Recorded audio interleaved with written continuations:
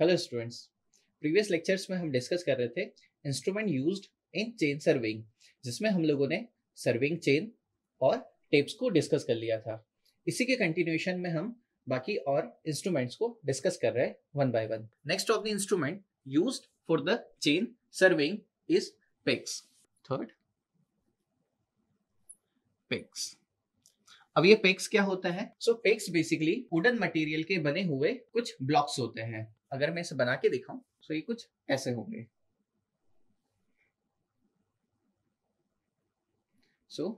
ये wooden material के बने हुए ब्लॉक्स होते हैं। अगर इसे 3D में बना के दिखाऊं, ये कुछ ऐसे दिखाई देगा।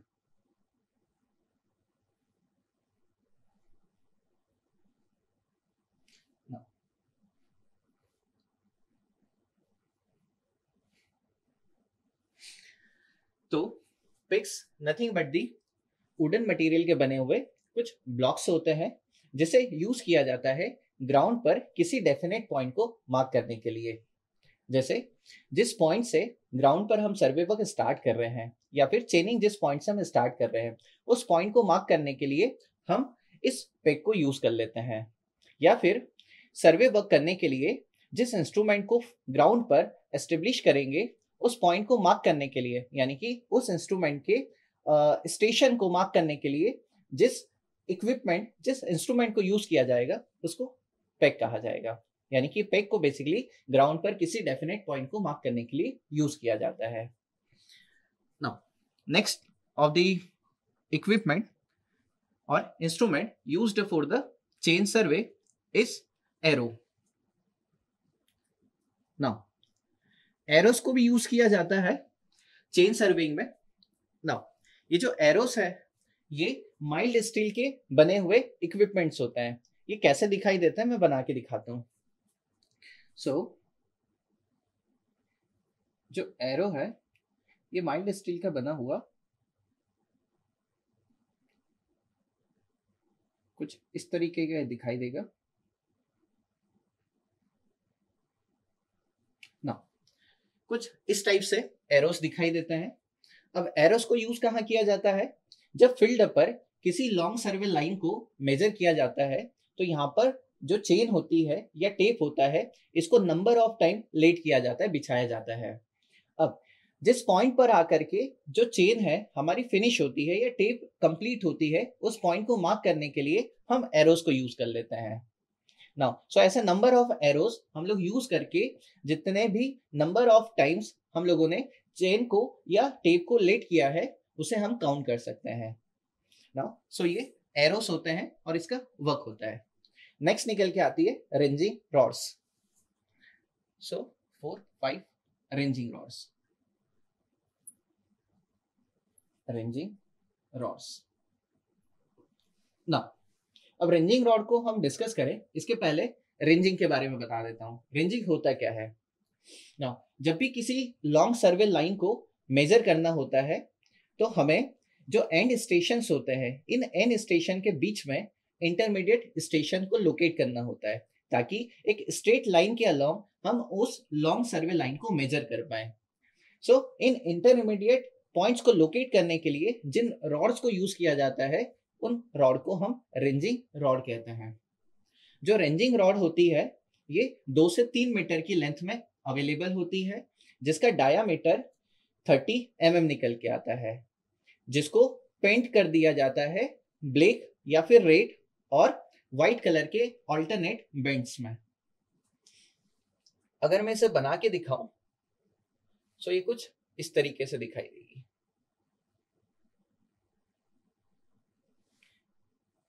ये रेंजिंग रॉड हो गई। इसकी जो हाइट होगी, ये 2 से 3 मीटर की होती है, और इसका जो डायामीटर होगा, ये 30 mm का होगा। ना जैसे मैंने बताया, इसको अल्टरनेट कलर्स में पेंट कर दिया जाता है। जैसे फॉर एग्जांपल ये वाला अगर ब्लैक या फिर रेड कलर का बेंट होगा, नेक्स्ट जो होगा वो व्हाइट कलर का निकल के आ जाएगा, और नेक्स्ट अगेन ब्लैक और रेड, और फिर नेक्स्ट अगेन व्हाइट कलर का निकल के आ जाएगा। तो ऑल्टरनेट कलर्स के बेंट में इसको पेंट कर दिया जाता है। नाउ नेक्स्ट निकल के आता है offset rod. Offset rod. Now ये ऑफसेट रॉड्स क्या होती है? जो ऑफसेट रॉड होती है ये एज सिमिलर होती है रेंजिंग रॉड के।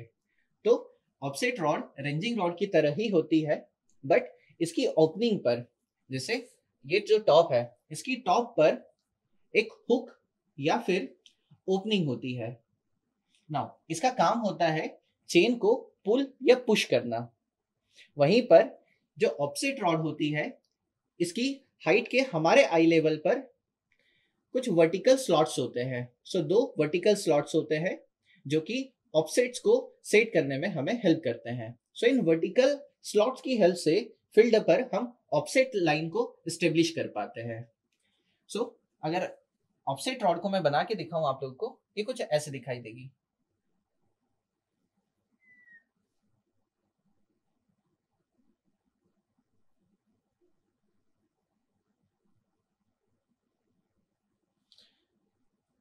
यहां पर देखेंगे तो ये हो गया हुक या फिर ओपनिंग, इसको हुक कहेंगे हम, ठीक है। और यहाँ पर 2 स्लॉट्स होते हैं आई लेवल पे। तो हमारे आई लेवल पर यहाँ पे 2 स्लॉट्स होते हैं। एक स्लॉट मैंने बताया इसके परपेंडिकुलर डायरेक्शन में, जैसे फॉर एग्जांपल ये हमारी रॉड है तो एक स्लॉट वर्टिकल स्लॉट यहाँ होगा तो इसके परपेंडिकुलर डायरेक्शन में दूसरा स्लॉट यहाँ पर होगा, यानी दोनों वर्टिकल स्लॉट्स 90 डिग्री पर होंगे। सो ये हो जाएगी हमारी वर्टिकल स्लॉट, वर्टिकल स्लॉट, ठीक है। ये वर्टिकल स्लॉट जो रॉड होगी ये हमारे आई लेवल पर बने होते हैं जो कि यूज किए जाते हैं ऑफसेट लाइन को स्टेब्लिश करने में। ये हो गया ऑफसेट रॉड और इसका वर्क। नेक्स्ट निकल के आता है इंस्ट्रूमेंट जो कि यूज किया जाता है चेन सर्वे में, that is the cross staff. Cross staff. Now जो क्रॉस स्टाफ है इसको ओपन क्रॉस स्टाफ भी कहा जाता है। सो क्रॉस स्टाफ या ओपन क्रॉस स्टाफ। नाउ जो ओपन क्रॉस स्टाफ होता है इसे यूज किया जाता है फील्ड में ऑफसेट को स्टेब्लिश करने के लिए। साथ ही साथ इसे फील्ड पर परपेंडिकुलर लाइन या परपेंडिकुलर एस्टेब्लिश करने के लिए भी यूज किया जाता है। यानी कि फील्ड पर हमें अगर 90 डिग्री को एस्टेब्लिश करना है ना, सो उसके लिए हम क्रॉस स्टाफ को यूज कर लेते हैं। Now for an example let us suppose एक कोई सर्वे लाइन है, ये कोई सर्वे लाइन है। इस सर्वे लाइन के किसी पॉइंट पर लेट अस सपोज मुझे 90 डिग्री पर, है ना, इस लाइन के परपेंडिकुलर किसी पॉइंट पर एक परपेंडिकुलर एस्टेब्लिश करना है। फॉर एग्जांपल ये मेरा पॉइंट है तो यहाँ पर मुझे क्या करना है, परपेंडिकुलर एस्टेब्लिश करना है। लेट अस सपोज ये लाइन एस्टेब्लिश करना है, ये एंगल 90 डिग्री है। नाउ सो हम क्रॉस स्टाफ या ओपन क्रॉस स्टाफ को यूज कर सकते हैं। यहाँ पर क्या होगा, इस पॉइंट पर लेट अस सपोज ये पॉइंट ओ है, ओ पॉइंट पर हम क्या करेंगे, इस क्रॉस स्टाफ यानी कि ओपन क्रॉस स्टाफ को यहाँ पर प्लेस कर देंगे, ठीक है। नाउ ये वाला पॉइंट और ये वाला पॉइंट लेट अस सपोज यहाँ पर रेंजिंग रॉड लगा हुआ है, ये रेंजिंग रॉड हो गया ए, और यहाँ पर भी रेंजिंग रॉड लगा हुआ है बी, ठीक है। सो ए और बी पॉइंट पर रेंजिंग रॉड लगा हुआ है। सो हम क्या करेंगे, इस ओ पॉइंट पर ओपन क्रॉस स्टाफ को लगा देंगे, ठीक है। नाउ फिर एक डायरेक्शन में हम क्या करेंगे, सबसे पहले अगर हम ए की तरफ खड़े हैं तो बी की तरफ जो रेंजिंग रॉड है उसको सबसे पहले ओ पॉइंट से देख लेंगे। अगर ये एक लाइन में हो गया देन इसके परपेंडिकुलर डायरेक्शन में आ जाएंगे यहाँ पर, और जो वर्टिकल स्लीट यहाँ पर बनेंगे होंगे उसकी हेल्प से यहाँ पर परपेंडिकुलर डायरेक्शन में एक रेंजिंग रॉड को यहाँ पर हम क्या कर देंगे, एस्टेब्लिश कर देंगे। और ये वाली जो लाइन है, इमेजिनरी लाइन यहाँ पे जो दिखाई दे रही है, ये 90 डिग्री पर हो जाएगी। यानी कि हम लोगों ने ये जो रेंजिंग रॉड है जो सी पर एस्टेब्लिश कर दी, ये इस ए बी सर्वे लाइन के परपेंडिकुलर हम लोगों ने एस्टेब्लिश कर दी। या हो सकता है ऑलरेडी यहाँ पर कोई डिटेल हो, इस डिटेल को हमें मार्क करना है परपेंडिकुलर डायरेक्शन में ही, या परपेंडिकुलर ऑफसेट हम लोग को एस्टेब्लिश करना है। सो कुछ इसी तरीके से हम ओपन क्रॉस स्टाफ की हेल्प से उसे यहाँ पर मार्क कर सकते हैं। Now so open cross staff की हेल्प से हम फील्ड पर सिर्फ 90 डिग्री का जो एंगल होगा वो एस्टेब्लिश कर सकते हैं या मेजर कर सकते हैं। नाउ अगर हमें इसके अलावा कोई एंगल मेजर करना हो, 45 डिग्री के मल्टीपल में अगर कोई एंगल हमें यूज मेजर करना है या एस्टेब्लिश करना है, इसके लिए हम फ्रेंच क्रॉस स्टाफ को यूज कर सकते हैं। सो हमारे पास फ्रेंच क्रॉस स्टाफ होता है, फ्रेंच क्रॉस स्टाफ, इसे यूज किया जाता है 45 डिग्री के मल्टीपल में एंगल्स को मेजर करने के लिए। यानी कि ये फील्ड पर 45 डिग्री का एंगल, 90 डिग्री का एंगल, 135 डिग्री, यानी कि एंड सो ऑन 45 डिग्री के मल्टीपल में जितने भी एंगल्स होंगे वो ये मेजर कर सकता है, और इन एंगल्स के करस्पॉन्डिंग हम किसी सर्वे लाइन को या किसी डिटेल को मेजर कर सकते हैं। सो ये फ्रेंच क्रॉस स्टाफ है। फ्रेंच क्रॉस स्टाफ की जो एक्यूरेसी है ये ओपन क्रॉस स्टाफ से कम निकल के आती है। Now but let us suppose हमें कोई और एंगल मेजर करना है, 45 डिग्री के मल्टीपल में नहीं करना है, इसके अलावा कोई भी और एंगल मेजर करना है।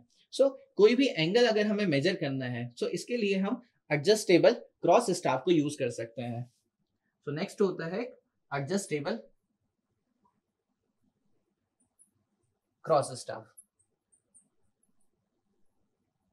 एडजस्टेबल क्रॉस स्टाफ, जो एडजस्टेबल क्रॉस स्टाफ होता है इसकी हेल्प से फील्ड पर हम किसी भी एंगल में कोई सर्वे लाइन या किसी डिटेल को मेजर कर सकते हैं।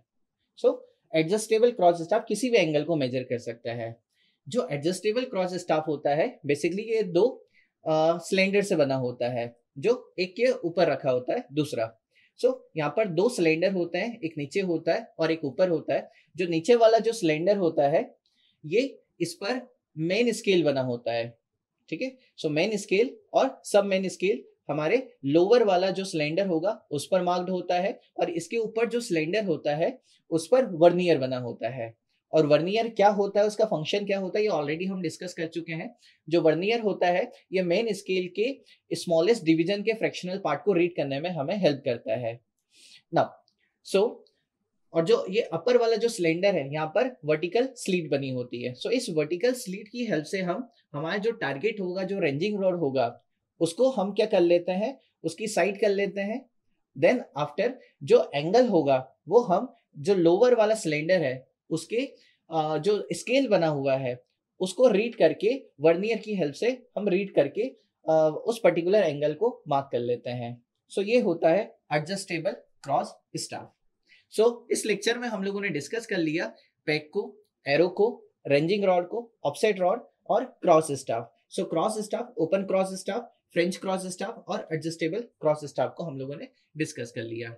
नेक्स्ट लेक्चर में हम डिस्कस कर लेंगे बाकी के इंस्ट्रूमेंट जो कि यूज किए जाते हैं during the chain survey. Thank you.